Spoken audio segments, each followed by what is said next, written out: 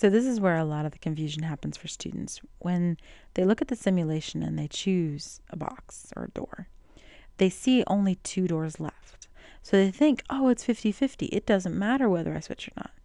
But that's not really true. It's a conditional probability. You made a choice. See how the exclamation point's there? You know that that was your original choice. And if you stay, you're only going to win 1/3 of the time. Right? So a lot of students say, oh, it doesn't matter, so I'll just stay. But think about it. If you're staying, that means you're sticking with your original choice.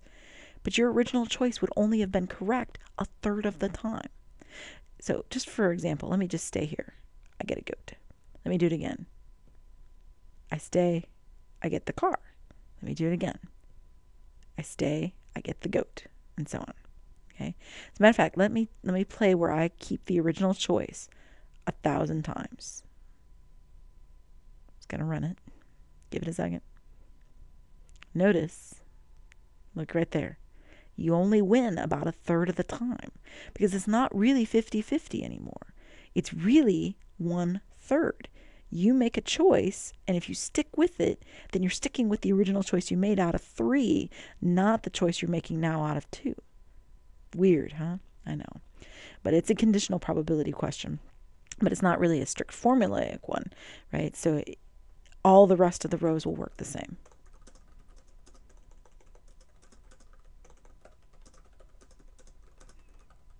So the moral of the story, when you make your original choice, you only have a 1/3 chance of choosing a door with a car. That means that if you stay,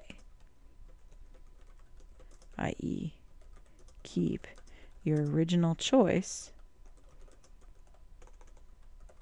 no matter what, then you will win the car only 1/3 of the time. And I urge you to go play it. I often have students not believing me, so I'll tell them to play it with cards. So you take like 2 red cards and a black card. And the black card, it stands for the car or the vehicle. And you play. You pull up a friend and you say, okay, make a choice. You show them the goat, the red card. And if they keep it, mark down your wins and losses. And you'll see if they're going to stay no matter what, then you don't even have to go through all the trouble to show them the goat.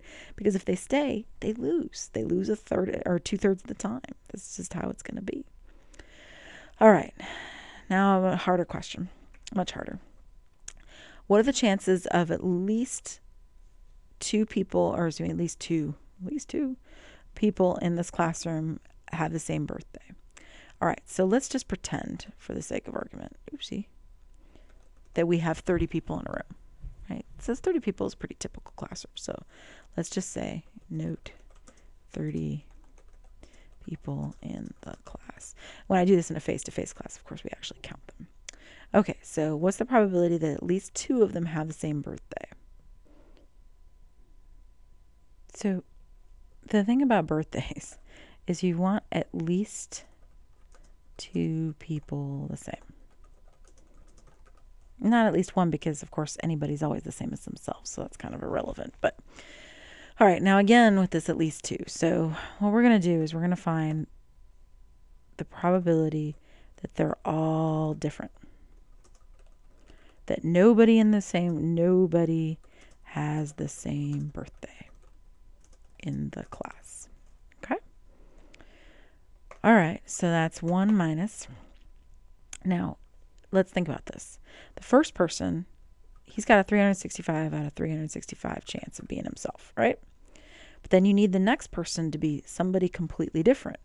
So there's still 364 days left to that person out of 365 total.